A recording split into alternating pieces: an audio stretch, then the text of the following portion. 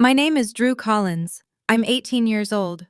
And 3 weeks before I was supposed to start college, I found out my parents stole $187,000 from me.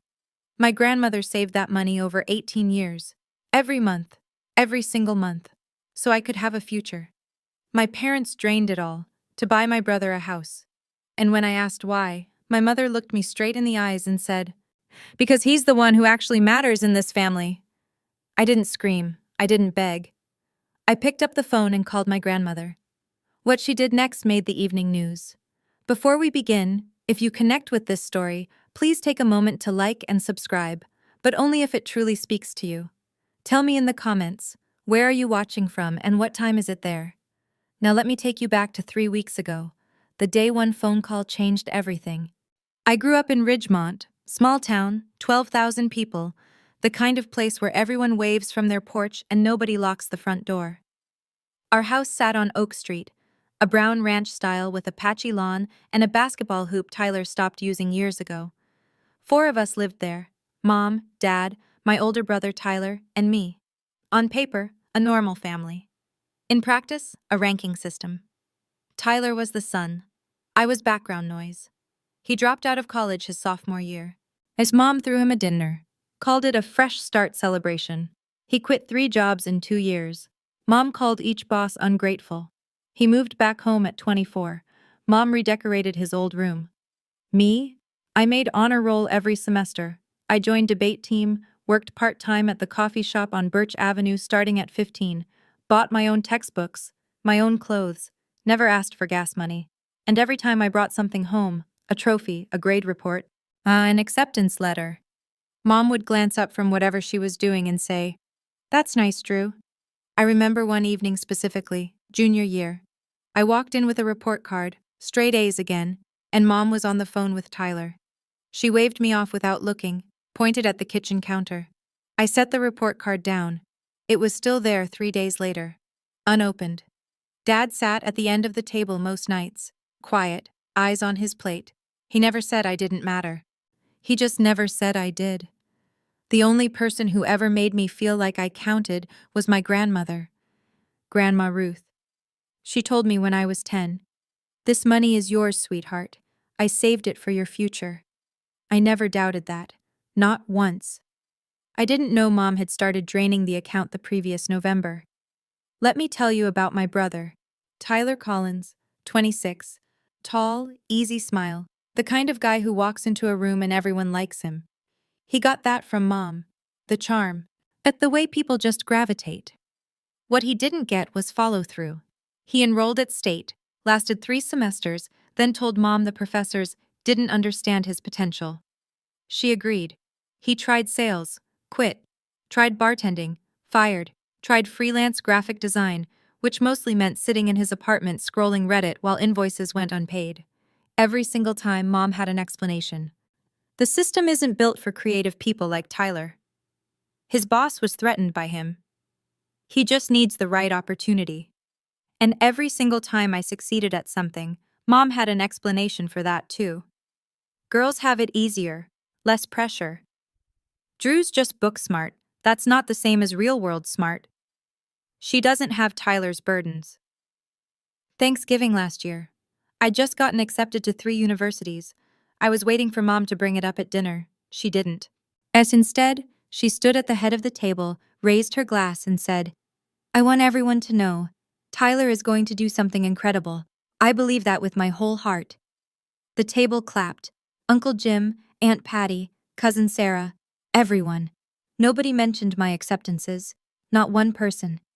Dad sat at the far end, fork in hand, staring at his mashed potatoes like they held the answers to something. After dinner, my phone rang. Grandma Ruth. She wasn't at Thanksgiving. Bad knee that winter. But somehow she knew. Her voice was careful, deliberate. "Drew, I need you to keep everything I've ever sent you. Every envelope. You understand me?" I didn't understand. Not then. "Yes, Grandma. I will." I wish I'd asked why. 3 weeks before move-in day, a Tuesday in July, I'm sitting at the kitchen counter with my laptop open, finalizing my enrollment checklist. Housing deposit, paid from my coffee shop savings. Meal plan. Selected. Tuition. To be transferred from my college fund. I call the bank to confirm the wire instructions. Routine. I've rehearsed this call in my head for months. The woman on the line asks for my social security number, date of birth, account verification. I give her everything. Then silence. Not a pause. Silence. The kind where you can hear someone choosing their words. Miss Collins? I'm showing a current balance on this account of $214.36. I laugh. I actually laugh because obviously there's a mistake. I'm sorry. Can you check again? The account should have approximately 187,000. More silence. Keyboard clicking. Ma'am, I'm looking at the transaction history. There have been multiple withdrawals over the past 8 months. Amounts ranging from $9,000 to $15,000 per transaction. The withdrawals were authorized by the custodian on the account, a Mr. Roy Collins. My father. I don't say anything. The kitchen is so quiet I can hear the refrigerator humming. Through the window, I see Tyler's new truck in the driveway, the one he got last month. The one Mom said was a good deal from a friend. My hands aren't shaking. They should be, but they're not. Everything is just still. Like the world pressed pause and forgot to press play. $214 out of $187,000. 8 months. They'd been taking it for 8 months. I set the phone down gently, stood up from the counter, and I went to find my mother. She's in the living room, feet up on the ottoman, watching some renovation show, glass of iced tea sweating on the side table, completely at ease. Mom, where is my college fund? She doesn't flinch. He doesn't even look surprised. She picks up the remote, mutes the TV, and turns to face me like I've just asked about the weather. We used it for your brother's house. He needed it more than you do. The room tilts. Not physically, but something shifts inside me. Some load-bearing wall I didn't know was there just cracked. That was my money. Grandma Ruth saved it for me. Mom smiles. Not warm, patient. The way you'd smile at a child who doesn't understand how the world works yet. Your grandmother can save all she wants. I'm your mother. I decide what's best for this family. That was a custodial account. Legally, it's mine. She stands, walks toward me, close enough that I can smell her perfume, that vanilla one she wears to church. You want to talk legal? Fine, sue me. But remember who raised you, who fed you, who kept a roof over your head. She tilts her head, studies me. Tyler needed a stable foundation, a home, something real. You? She waves her hand like she's brushing away a fly. You'll figure it out, you always do. And then the sentence, the one I'll carry for the rest of my life. He's the one who actually matters in this family. She says it the way you'd state a fact. Sky is blue, water is wet. Your brother matters more than you. Then she unmutes the TV and sits back down. I'm still standing there, but something inside me has already left the room. And I close my bedroom door and sit on the edge of the bed. My hands are steady, my breathing is even. But inside, the math is already running. Tuition deposit, $5,000, due in 10 days. If I miss it, I lose my spot. If I lose my spot, the pending scholarship application, the one tied to enrollment, dies with it. 4 years of honor roll, debate trophies, recommendation letters, SAT prep at the library because I couldn't afford a tutor, all of it, gone. I have $812 in my checking account. That's 4 months of coffee shop tips. It won't cover the deposit, let alone a semester. I run through options. Student loans. I'd need a cosigner. Dad won't sign anything Mom doesn't approve. Financial aid emergency appeal. Possible, but slow. Too slow. I could beg. I could go back to that living room and get on my knees and ask my mother to please, please give me back my future.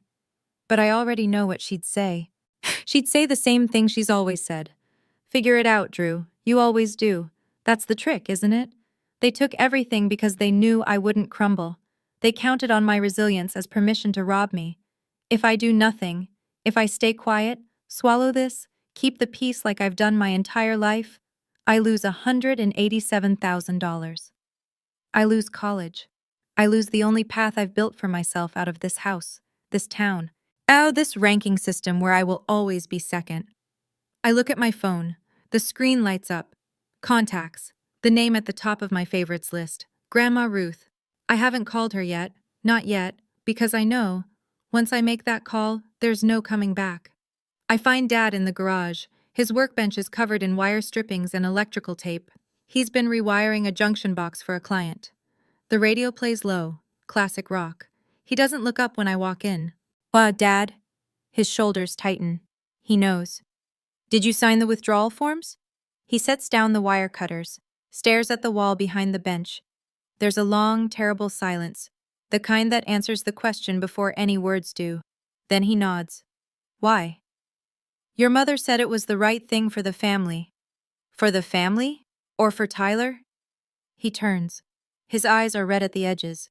Not from crying, from not sleeping. I can see it now. The way his jaw clenches.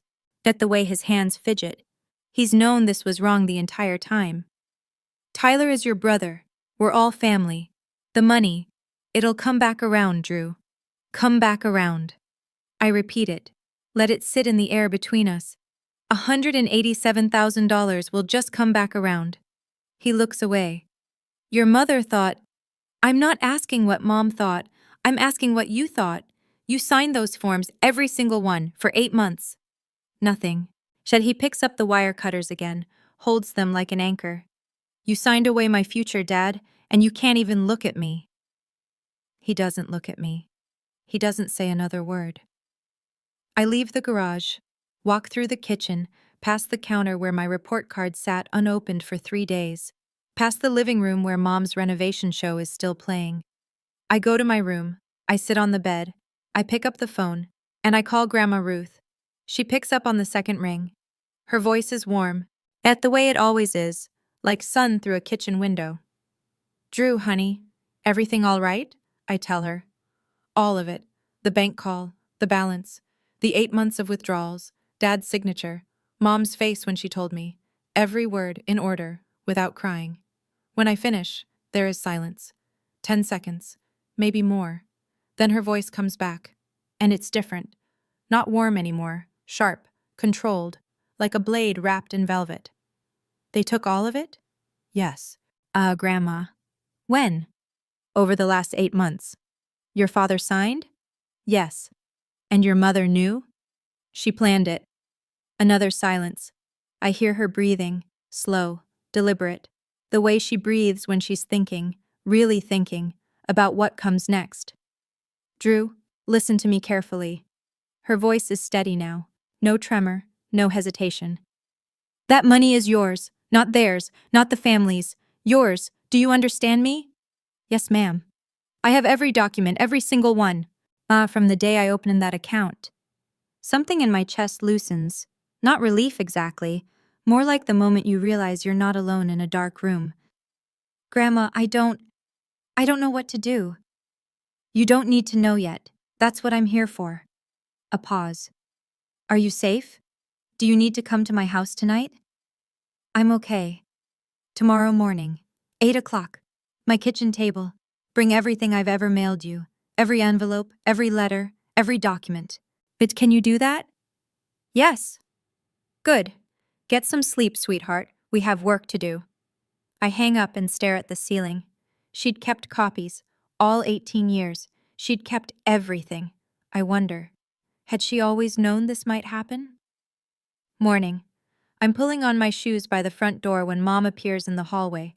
Hair done, lipstick on, arms crossed. Where are you going? Grandma's house. Her face changes. Not anger, something colder. Recognition. It's like she's been waiting for this move and already has a counter prepared. You called your grandmother about this. It's her money she saved. She deserves to know. Mom steps closer. Her chin trembles, right on cue. Drew, you are tearing this family apart. Do you understand what you're doing? The tears arrive. Practiced, precise. Your grandmother doesn't understand our situation. She never has. She's always judged me. This isn't about judgment. Mom. You're choosing her over your own mother, after everything I've done for you. I watch her perform. The quivering lip, the hand pressed to her chest. I've seen this exact routine 100 times. When Dad questioned the credit card bill, when Tyler's landlord called about late rent, when Aunt Patty asked why I wasn't in the Christmas card photo. Cry, deflect, reframe. Make yourself the victim. Dad stands behind her in the hallway, arms at his sides, silent. A witness to everything, as a participant in nothing. I'm not destroying this family, Mom. You did that when you stole from me. Her eyes go flat. The tears stop like someone turned off a faucet. Be very careful, Drew. I step past her. She doesn't move to block me. She doesn't need to. She's already reaching for her phone as I walk out the door. I'm barely in the car when I see it through the window. Mom pacing the kitchen, phone to her ear, gesturing wildly. She's calling Tyler, I'm sure of it. And damage control has already begun. Grandma Ruth's house sits on Maple Street, a small white cottage with blue shutters and a porch swing that's been there since before I was born. Hydrangeas along the walkway. Wind chime by the door. It always smells like coffee and lavender inside. She's waiting at the kitchen table, reading glasses on. A blue folder open in front of her, and beside it, a second folder, and a third. I stop in the doorway. Grandma, how long have you had all that? 18 years, she says without looking up. Sit down. I sit. She slides the first folder across the table. Inside, the original UTMA account opening document. My name, Drew Collins, beneficiary. Dad's name, Roy Collins, custodian. Dated the month I was born, notarized. Second folder, annual account statements, every single year. 18 of them, organized chronologically with color-coded tabs. Third folder, the most recent statement. Then current balance, $214.36. She taps it with her finger. I requested these from the bank every January. Every year, because I know my daughter. She looks up at me over her glasses. I love Diane. But I have never trusted Diane with money. My throat tightens. You knew this could happen. I hoped it wouldn't. She closes the folder gently. But I prepared for the possibility. That's not the same as expecting it. She stands, pours me coffee without asking, sets the mug in front of me. I'm calling Margaret Bowen this morning. She's the best estate attorney in this county, and then we're going to get back every cent that belongs to you. I wrap my hands around the mug. Grandma, she's your daughter. Ruth Hartwell looks at me. Her eyes are steady, clear, 74 years old, and absolutely unshakable. And you're my granddaughter, and what she did is a crime. But she did more than call a lawyer, much more than I could have imagined. And Margaret Bowen arrives at 2 that afternoon. She drives a silver sedan, wears a navy blazer even in July, and carries a leather briefcase that looks like it's survived 30 years of courtrooms.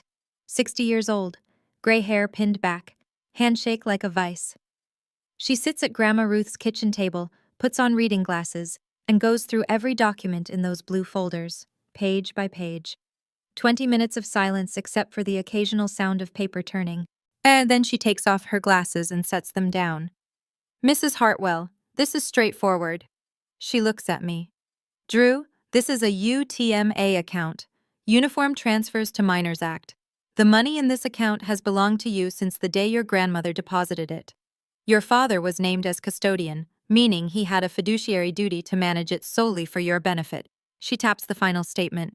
At withdrawing $187,000 to purchase a home for another family member is not managing it for your benefit. It is a clear violation of fiduciary duty, and given the amount, this constitutes felony theft of custodial funds under state statute. The word felony hangs in the air like smoke. What are Drew's options? Grandma Ruth asks. 2 paths: civil lawsuit for restitution, getting the money back, and a criminal complaint filed with the district attorney's office. Margaret pauses. You can pursue one or both. Ruth looks at me. I look at her. She doesn't tell me what to do. She never has. She just nods, once, and waits. Both, I say. Margaret writes something in her notebook and closes it.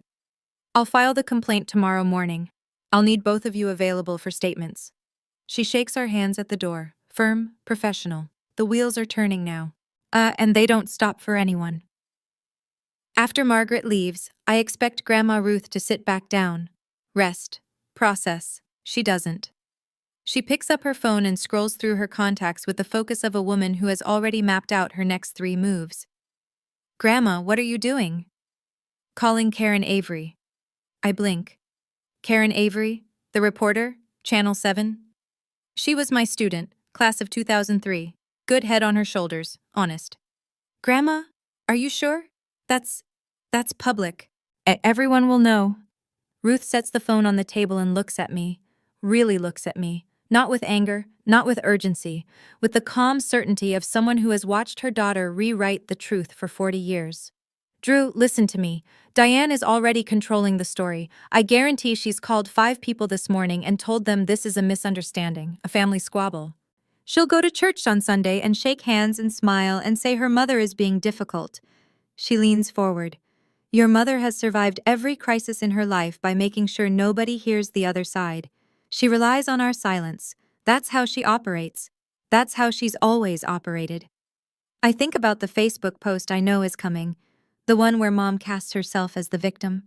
I think about how convincing she is, how she cried this morning on command, how even I, my who knows better, almost believed her. If we stay quiet, Ruth says, she turns this into a family disagreement. The DA sees a he said, she said, and she walks away. She picks up the phone again. I didn't save that money for 18 years to let my daughter steal it in silence. She dials. I sit at the table and realize my grandmother isn't just angry, she has a plan, and I have no idea yet how far it will go. By that evening, Mom is in full operation. My phone buzzes 11 times between 6 and 9 p.m. I don't answer. She calls Grandma Ruth. No answer. She texts us both. This is a family matter. You are destroying everything. Tyler will pay it back. Just give us time. But time is exactly what she used to take the money in the first place. 8 months of time. Quiet, calculated, month after month. Tyler calls me at 8:30. I pick up this one. Drew, Mom says you went to Grandma's. She's freaking out. She told me to come over there and smooth things over. Tyler, did you know where the money for your house came from? Silence. Then, Mom said she took out a home equity line. That's what the paperwork showed. There was no home equity line. She lied to you too. More silence. I can hear him breathing. Drew, Listen, let me talk to Grandma. I can fix this. You can't fix this, Tyler. It's already broken. I hang up, set the phone face down. And meanwhile, and I don't find this out until the next morning, Mom is calling neighbors, friends from church, posting in the Ridgemont Community Facebook group at 9:47 p.m. Please pray for our family. My mother is trying to tear us apart over a misunderstanding about finances. I've always put my children first. I just ask for your prayers and understanding during this painful time. 62 reactions by midnight. Hearts, prayer hands. Stay strong. And Diane. She was already rewriting the story. That's what she does. She was never going to stop. Not until someone told the truth louder. And right about then, I didn't know. But Grandma Ruth was sitting in her kitchen, drafting an email to Karen Avery with 3 blue folders at her elbow. I sat in my room that night staring at Mom's Facebook post. 62 people sending her prayers. And I thought, am I the one in the wrong here? She called it a misunderstanding. A part of me, and the part that spent 18 years wanting her to love me, wanted to believe that. But $214 in my account is not a misunderstanding. That's a choice. And her choice didn't include me. If your mother took $187,000 from you and called it a family decision, would you believe her? Or would you keep going like I did? Tell me in the comments. 2 days later. Saturday, my high school graduation party. I don't want to go. And it feels like walking into a stage play where everyone has the wrong script. But Grandma Ruth calls me that morning and says, "Go, sweetheart. Smile. Be gracious. Let your mother feel comfortable." Something about the way she says it makes me think this is part of a larger design. But I don't ask. The party is at our house on Oak Street. Mom has gone all out. Streamers in the school colors. A banner that reads, "Congratulations, Drew," in gold letters. Catered sandwiches from the deli on Main. A sheet cake with my name on it. 30 people fill the living room and spill onto the back patio. Uncle Jim and Aunt Patty. cousin Sarah, 3 of my teachers, including Mrs. Patterson, who taught me AP English for 2 years, neighbors, Mom's church friends, a few of Dad's work contacts. Tyler is here too. He sits in the corner of the patio with a beer, barely talking. He looks like a man who hasn't slept in 3 days. Mom glides through the room like she's hosting the Emmys. Lipstick perfect, smile locked in place. She touches shoulders, refills glasses, laughs at every joke. At one point, she stands near the banner and puts her arm around me for a photo. "I'm so proud of this girl," she announces to no one in particular. "My independent little fighter, she's going to do amazing things." I smile for the camera. I say thank you when people hand me cards. I eat cake. But the whole time I'm watching, counting faces, 30 people in this room. Not one of them knows my college fund is gone. Not yet. It happens halfway through the party. I'm standing by the food table when Great Aunt Bonnie, Mom's aunt, walks up with a napkin in one hand and a smile so genuine it makes my chest ache. "So, Drew, where are you headed for college, sweetheart? I know Ruth must be so proud." The room doesn't exactly go quiet, but conversation's thin. A few people turn. Before I can answer, Mom is there. Is materializing out of nowhere with her hand on my shoulder, squeezing just hard enough. "Oh, Drew is still figuring things out. You know kids these days. They change their minds every other week." Aunt Bonnie tilts her head. "But didn't Ruth set up a fund for her? She's talked about it for years." The room is listening now. I feel it. That collective lean-in. Mom doesn't miss a beat. Mother's fund was really more of a family investment. And we redirected it where it was needed most. She beams. "Tyler just bought his first home. Isn't that wonderful?" A few nods, a few polite murmurs of congratulation. But not everyone. I see Mrs. Patterson near the window. She's not nodding. She's watching Mom with narrowed eyes, then looking at me, then back at Mom. Her jaw is tight. Uncle Jim glances at Dad. Dad is suddenly very interested in his paper plate. Mom keeps going. "Drew has always been self-sufficient. She doesn't need a fund. She's got grit. Right, honey?" She squeezes my shoulder again. The whole room is waiting for me to agree. I don't agree. I don't say anything at all. I just look at my plate and think, she just told 30 people she stole my money, and she doesn't even realize it. After the party, the backyard empties slowly. Paper plates in the trash. Leftover cake on the counter. Mom inside, doing dishes, humming like nothing happened. Tyler catches me on the back porch. Drew? Wait." I stop. He looks terrible, eyes bloodshot, hands in his pockets, shifting his weight like a kid standing outside the principal's office. "That fund, was it really yours? Like, legally? Only yours?" I pull up the photo on my phone, the one I took at Grandma Ruth's kitchen table, the UTMA document. His eyes scan it. Beneficiary, Drew Collins. Custodian, Roy Collins. No mention of Tyler. No mention of Diane. No mention of family. His face drains of color. "Oh, I didn't know," he says, almost a whisper. "Drew, I swear to God, I didn't know." "I believe you." Mom said, she told me it was a home equity line of credit. She showed me paperwork. She said it was all legitimate. "There was no line of credit, Tyler." He sits down on the porch step, puts his head in his hands. For a long moment, neither of us says anything. The crickets are loud. A car passes on Oak Street. "What do you want me to do?" he asks. I sit down next to him, not close. But next to him. "I don't want anything from you. I just want what's mine." He nods, slowly, like the weight of it is settling into his bones. "She lied to me too," he says quietly. "She looked me right in the face and lied." "Yeah," I say. "She did." We sit there in the half-dark, 2 siblings on opposite sides of a theft neither of us planned. And for the first time in our lives, we're on the same page. But I know, same page doesn't mean same ending. Monday morning. And Mom opens the mailbox and finds an envelope from the law office of Margaret Bowen. I know this because I hear her scream from inside my bedroom, not a word. A sound, raw, furious, like an animal caught in a trap. 30 seconds later, she's banging on my door. "You're pressing charges? Against your own parents?" I open the door. She's holding the letter, Formal demand for restitution. Notice of criminal complaint filed with the district attorney. Are you out of your mind? Drew? You stole $187,000 from me, from a custodial account. That's a felony. This is our family. This is not something you take to a courthouse. I don't raise my voice. I don't need to. The facts do the work. You had 8 months to tell me. You chose not to. This is the consequence. And then, the shift. The tears again, right on schedule. She crumples the letter against her chest. Her lip quivers. Her voice drops to that wounded whisper she's perfected over decades. I was trying to help this family.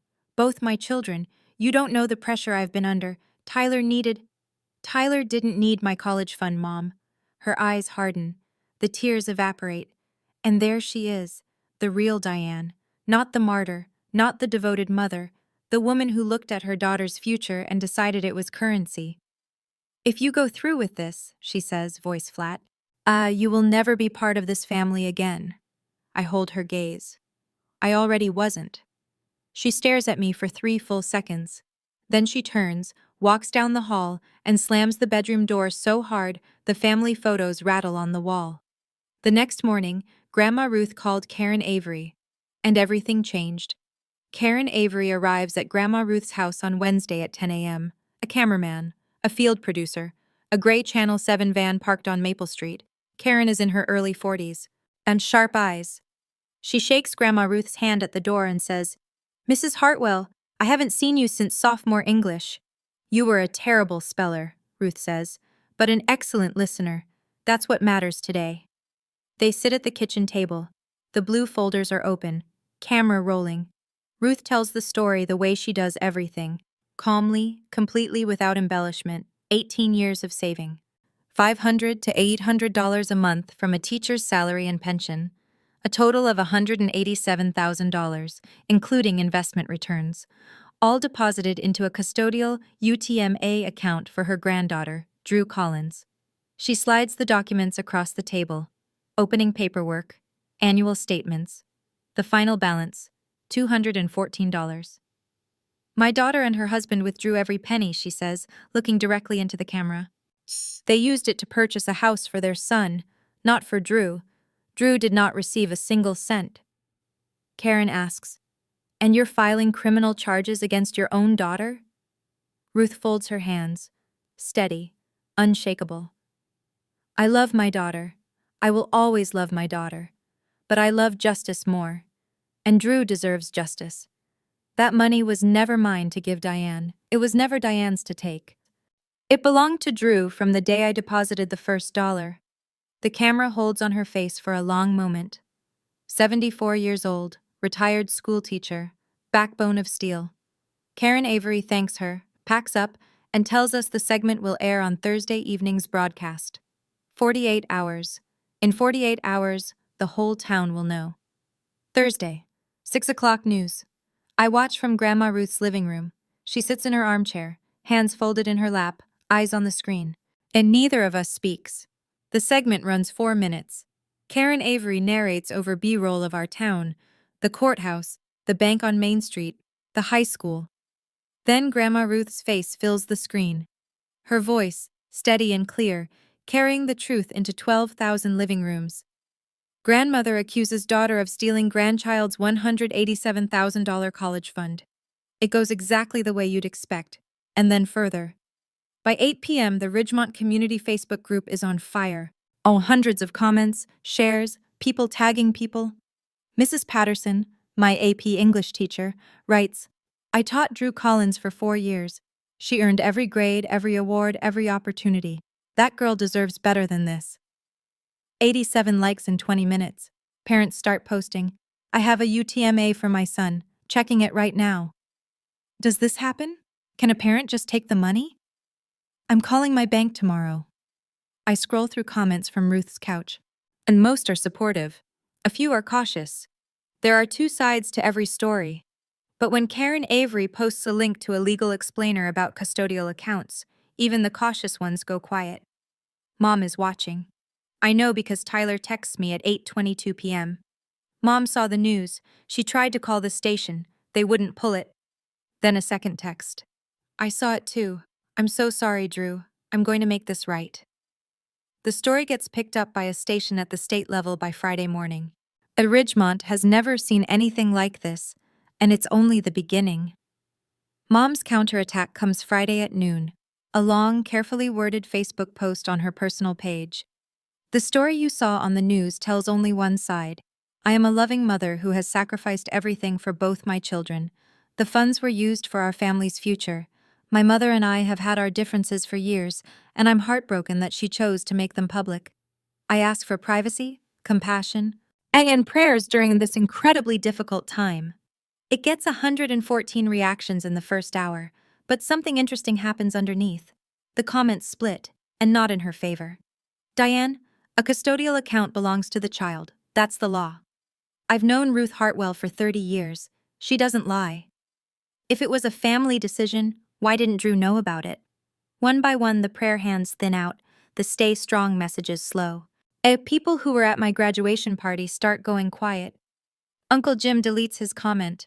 Mom gets removed from the Ridgemont Women's Auxiliary Group on Saturday. The church prayer chain coordinator calls and suggests she step back from leadership for a season. Neighbors stop waving. And then, a private message lands in my inbox from a name I don't recognize at first. Sandra Mullen, Mom's college roommate. Drew, I'm sorry for what you're going through. I want you to know, your mother borrowed $3,000 from me last year and never paid it back. When I saw the news, I wasn't surprised. I was just sad. I stare at the message. $3,000. Another person. Another lie. Mom's narrative is collapsing, not because anyone is attacking her, but because the truth has its own gravity. And gravity doesn't need permission. The following Wednesday, Margaret Bowen calls. Drew, I have an update. The district attorney's office has formally opened an investigation. They've subpoenaed the bank records. I'm sitting on Grandma Ruth's porch. It's a warm morning. The wind chime is turning slowly. What does that mean exactly? It means they're reviewing every withdrawal, every authorization, every signature.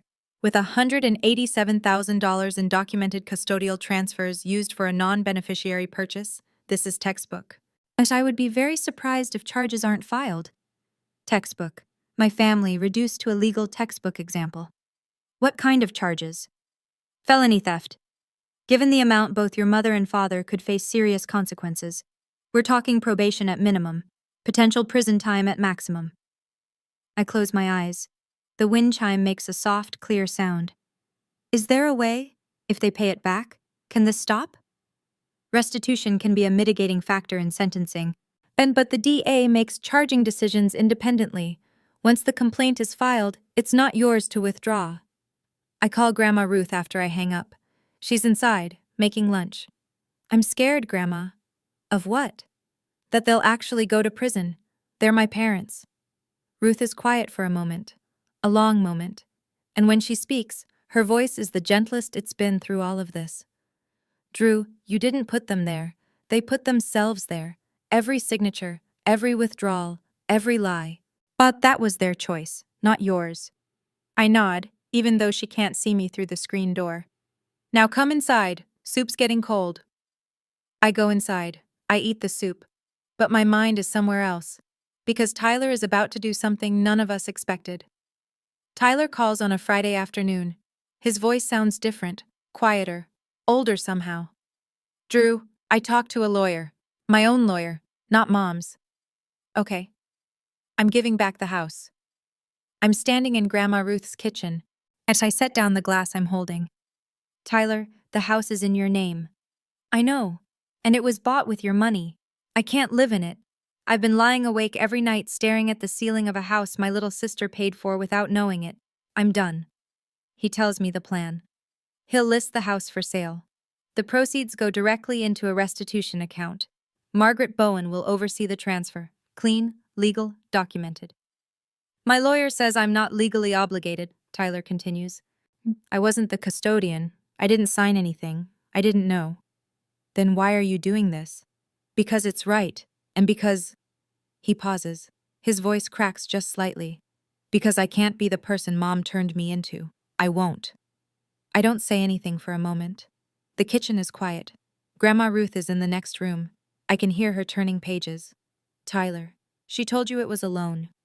She told me a lot of things. Another pause. I went through the paperwork she gave me. Bet the home equity line of credit documents? They're fake, Drew. There's no HELOC, no lender, no loan number. She fabricated them. The air leaves my lungs. Mom didn't just steal from me. She built a paper trail of lies to cover it. She forged documents. She lied to her own son's face. Thank you, Tyler, I say, because it's all I can manage. Don't thank me. I should have asked questions a long time ago. He hangs up. I sit down at the table and stare at the wall. This family is broken. But maybe not all of it. 2 weeks later, the DA makes it official. Diane Collins and Roy Collins are formally charged with felony theft of custodial funds. The amount? $187,000. The charge? Misappropriation of UTMA assets held in fiduciary trust for a minor beneficiary. Karen Avery runs the update on Thursday's broadcast. Ridgemont couple faces felony charges after allegedly draining granddaughter's college fund. Mom hires a defense attorney. That his strategy is predictable. Argue that as custodian, Roy believed he was acting within his rights, that the family understood the funds to be collective. A misunderstanding of custodial obligations. But the bank records tell a different story. 9,000 here, 12,000 there, 15,000. Spread over 8 months, just below the reporting thresholds that would trigger automatic alerts. Calculated, deliberate, not a misunderstanding, a strategy. And then Tyler's revelation about the fabricated HELOC documents reaches the DA. That changes everything. Falsified paperwork turns a bad decision into premeditation. Roy, through his lawyer, approaches the DA with a plea offer. He wants to cooperate, admit fault, accept responsibility. Mom refuses. She's still fighting, still insisting this was her right as a mother. I watch the news from Grandma Ruth's living room. The same armchair, the same folded hands. I didn't want them in court, I say to no one in particular. I wanted them to be my parents. Ruth reaches over and squeezes my hand. She doesn't say anything. She doesn't need to. Outside, the streetlight on Maple flickers on. The sun is going down over Ridgemont, and the Collins family, whatever that word used to mean, will never be the same. But the truth is out, and truth, unlike money, can't be withdrawn. While the legal machinery grinds forward, Grandma Ruth does what she's always done. She acts. On a quiet Tuesday, she meets with Margaret Bowen at the attorney's office downtown. I sit beside her. Margaret has paperwork spread across the conference table, but this time, it's not about the case. It's about the future. I want to establish an irrevocable trust, Ruth says. For Drew, no family member as trustee, a corporate trustee, the bank. Margaret nods. That's the safest structure. No individual access except Drew, and only after she turns 21. Distributions limited to education and essential living expenses. Ruth opens her purse and pulls out a cashier's check. She slides it across the table. $42,000. I stare at it. Grandma, that's everything I have left. She says it plainly, like she's telling me the time. My savings, my pension reserve, everything that isn't this house and my Social Security. I can't take that. You're not taking it. I'm giving it. But the same way I gave the first dollar 18 years ago. She puts her hand on mine. Her fingers are thin, warm. It's not 187,000, but it's enough to start. I cry. For the first time since this whole thing began, I sit in the lawyer's office and cry like I'm 10 years old. Ruth doesn't tell me to stop. She doesn't say it'll be okay. She just holds my hand and waits until I'm done. You are worth every penny, Drew. You always have been. Margaret files the trust paperwork that afternoon. $42,000. Protected, untouchable, waiting for me. My grandmother is 74 years old. She just gave away her entire safety net. For me. Because she believes I'm worth it. And for the first time in a long time, I believe it too. Consequences don't arrive all at once. They accumulate like snow on a roof. Quiet at first, then heavy enough to change the structure. As Mom gets let go from her part-time job at Ridgemont Floral. Mrs. Garza, the owner, calls her into the back room on a Monday and says, "Diane, I can't have someone facing felony charges representing my shop. I'm sorry. Mom tells Dad it's because business is slow. Dad knows better. He doesn't say anything. Dad's work dries up too. He's a self-employed electrician, has been for 20 years, but in a small town, reputation is the only resume that matters. 2 regular clients cancel contracts the same week. A third stops returning calls. Nobody sends a formal letter. They just disappear. Mom gets removed from the church women's auxiliary board. Not asked to step down. Removed. Pastor Davis calls the house and requests a private meeting. Mom doesn't go. The neighborhood shifts, subtle but unmistakable. Mrs. Whitfield across the street used to wave every morning. Now she checks her mailbox with her back turned. At the Petersons next door stop inviting my parents to the 4th of July barbecue. Tyler sells the house. It closes in 6 weeks. Net proceeds after fees, $178,000. Every cent goes into the restitution fund that Margaret Bowen set up. Tyler moves into a studio apartment across town. He picks up extra freelance work. He doesn't complain. Tyler and I still talk. Short conversations, careful ones. Yet he texts every few days. Hope classes go well. I reply, thanks, hope you're okay. We're not where we were, but we're not gone either. The town doesn't forget. But the town also doesn't pile on. People just adjust. They rearrange their understanding of who Diane Collins really is. And that for someone who built her life on image, is the worst punishment of all. I don't ask for help. I never have. That's kind of the whole problem. But help comes anyway. Mrs. Toll Patterson, my AP English teacher, the one who watched Mom's speech at the graduation party and didn't nod, starts a GoFundMe 3 days after the Channel 7 story airs. The title? Help Drew Collins Get to College. Goal? $20,000. It hits 20,000 in 16 hours. By the 72-hour mark, the total is $67,000. Donations from across the state. $5 here, $50 there, a few anonymous gifts of $500. People I've never met. Writing notes like, I was the overlooked daughter too, go get your degree. And, Ruth Hartwell taught my mother in 1987. The apple doesn't fall far. Then the university calls. The admissions office. A woman named Dr. Simmons. Drew, we've been following your situation. We'd like to offer you a full tuition scholarship based on your academic merit and demonstrated community leadership. I'm sitting on Grandma Ruth's porch when she says it. My hand shakes for the first time in weeks. So, full tuition? Full tuition. 4 years. We believe in you, Drew. I hang up and walk inside. Ruth is at the kitchen table. Always the kitchen table, reading the newspaper. I stand in the doorway. She looks up. I got it, I say. Full scholarship. Her face doesn't change at first. Then her chin trembles. Then her eyes fill. And Ruth Hartwell, the woman who filed criminal charges against her own daughter without shedding a single tear, cries. And it's the only time I've ever heard her cry. I knew you would, she whispers. I always knew. The GoFundMe gets redirected to living expenses and books. Every dollar accounted for, every penny toward the future. And somewhere in the list of donors, an anonymous gift of $500. I find out later it was Tyler. 4 months later. October. The leaves on Maple Street have turned gold and the air smells like wood smoke in someone else's fireplace. Roy's plea deal goes through first. He pleads to misdemeanor theft, reduced from felony, in exchange for full cooperation and testimony. 3 years probation, $93,500 in restitution, his half. He stands in the courtroom in a gray suit that doesn't fit quite right and says, I accept responsibility, Your Honor. He doesn't look at me, but I see his hands trembling at his sides.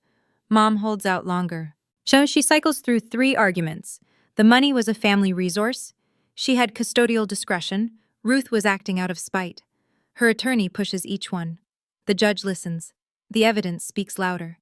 The fabricated HELOC documents seal it. In the end, Diane Collins accepts a plea. Felony theft, reduced to Class 4. 5 years probation. $93,500 in restitution. 200 hours of community service. No prison time, but a permanent felony on her record. And she says nothing in court. Not, I'm sorry. Not, I was wrong. She signs the paperwork, stands, and walks out of the courtroom without looking at anyone. Tyler's house sale covers $178,000 of the total restitution. Mom and Dad owe the remaining $9,000 through monthly payments. Combined with Ruth's trust, the scholarship, and the GoFundMe, I start college in the fall. On time, fully funded, textbooks bought, dorm room assigned. And I sit on my new bed on move-in day and let the math settle in. Justice doesn't feel like victory. It feels like grief with a receipt. There was a moment, I keep thinking about it. If Mom had just said, "I'm sorry." 2 words. Would I have dropped the charges? I don't know. But she never said it, not once, not even today. That's the part I keep coming back to. Not the money, not the courtroom, the silence where an apology should have been. And I sometimes wonder, if your parents did this to you, and they never once said they were sorry, even with the evidence in front of the judge, even with the whole town watching, could you forgive them? Or would you hold the line? I don't have the answer yet. Maybe I never will. But I'd really like to know what you think. Would you forgive? Or would you protect your boundary? Tell me in the comments. I read every single one. It's November now. My dorm room is small. A single bed, at a wooden desk, a window that looks out over the main quad where students cut across the grass between classes. On the wall above my desk, there's one photo. Grandma Ruth and me on graduation day. She's wearing her blue cardigan, the one with the buttons she's had since I was a baby. I'm in my cap and gown. We're both smiling. It's the only photo from that day I kept. People ask me sometimes, friends here at school, a roommate, a professor who read the article, whether I hate my parents. And I don't. That's the honest answer, and it surprises people. I'm angry. I'm hurt in places I don't fully understand yet. But hate takes energy I'd rather spend elsewhere. What I feel is something quieter than hate and heavier than sadness. It's the weight of knowing that the people who were supposed to protect you chose not to. I'm not telling this story so you'll feel sorry for me, and I'm not telling it so you'll despise my mother. As I'm telling it because I spent 18 years believing that silence was strength, that if I was just good enough, quiet enough, easy enough, eventually I'd be seen. I was wrong. Silence wasn't strength. It was permission. And when I stopped giving permission, everything changed. If you're in a situation where someone in your family is taking from you, your money, your peace, your sense of self, I want you to hear this. Setting a boundary is not betrayal. It's not burning a bridge. It's building a door, one that only opens from your side. You get to decide who walks through. I don't know if my parents will ever come back to that door, but for the first time, the door is mine. I call Grandma Ruth every Sunday night at 7. She's still in the house on Maple Street, still has the blue shutters, the wind chime, the hydrangeas. She told me last week that the porch swing needs new chains. I told her I'd fix them over winter break. And she said she'd believe it when she saw it. The blue folders are still in her kitchen drawer. Just in case, she says. I don't argue. Tyler texts me every few days. Short messages. Nothing heavy. How's the food in the dining hall? Terrible, but free. Ha, hang in there. We're rebuilding something. I don't know what to call it yet. It's not what it was before, because what it was before wasn't real. This is slower, more careful, built on something that might actually hold. But Mom and Dad, I don't talk to them. No calls, no texts, no visits. 2 months after the sentencing, a letter arrived at my dorm. Handwritten. Mom's stationery. The cream-colored kind with her initials embossed at the top. I sat on my bed and opened it. Dear Drew, I know you may not want to hear from me. I want you to know that I did what I thought was right for this family. Your father and I have always tried to give both our children the best we could. And I hope one day you'll understand that. I read it twice, then a third time, looking for the word sorry. It wasn't there. I folded the letter, put it in my desk drawer, and closed it. Maybe one day I'll write back. Maybe I won't. But that choice, for the first time in my life, is mine. I look out the window at the quad. Students walking to class in the cold. Breath visible. Futures ahead of them. Mine too. For the first time in my life, my future is in my own hands. If you're still here, if you stayed through all of it, thank you. I know this story is heavy. I know it's the kind of thing that makes you want to check on the people you love and double-check the accounts you thought were safe. I know because I felt all of that, and I lived it. I didn't tell you this for pity. I didn't tell you this for revenge. I told you because somewhere out there, someone is sitting in their bedroom right now, staring at a bank statement that doesn't make sense. And they're wondering if they're crazy. They're wondering if it's worth the fight. They're wondering if standing up means losing everything. It might. I won't lie about that. I lost my parents. I lost the version of my family I thought I had. I lost months of sleep and years of trust. But I gained something too. I gained my future.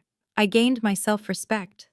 I gained a grandmother who taught me that love and accountability aren't opposites. They're the same thing. And I gained this. The knowledge that I am not the person who sits quietly while someone takes what belongs to me. Not anymore. If that speaks to you, if you've been the quiet one, the overlooked one, the one who keeps the peace at the cost of your own peace, I hope you hear me. You are worth standing up for. Even when the person you're standing up to shares your last name. And Grandma Ruth, if you're listening, thank you for every envelope, every dollar, every Sunday phone call. I love you, more than I know how to say. Thank you for staying until the very end. If this story made you feel something, please hit subscribe and tap that notification bell so you don't miss what's coming next. And if you've ever dealt with a family member who took something that was yours, money, trust, your sense of belonging, I want to hear your story. Drop it in the comments. I read every single one, and so does this community. There's another story linked in the description about a woman whose in-laws tried to seize her inheritance at a family dinner in front of 40 guests. The way she handled it? You'll want to see how that one ends. I'll see you there.